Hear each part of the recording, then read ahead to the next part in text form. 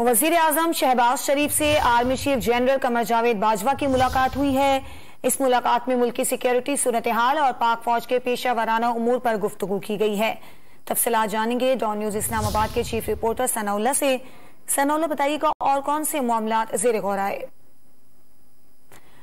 वज़ीर आज़म शहबाज शरीफ से army chief general Qamar Javed Bajwa की मुलाकात हुई है। इस मुलाकात में मुल्क की सिक्योरिटी सूरत हाल और पाक फौज के पेशा वराना उमूर पर गुफ्तगू की गई है।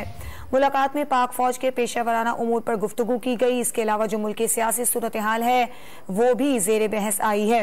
वज़ीर आज़म शहबाज शरीफ से army chief general Qamar Javed Bajwa की मुलाकात हुई है और मुलाकात में मुल्क की सिक्योरिटी सूरत हाल और पाक फौज के पेशा वराना उमूर पर गुफ्तगू की गई। वज़ीर आज़म शहबाज शरीफ से army chief general Qamar Javed Bajwa की मुलाकात हुई है। इस मुलाकात में मुल्क की सिक्योरिटी सूरत हाल और पाक फौज के पेशा वराना उमूर पर गुफ्तगू की गई है।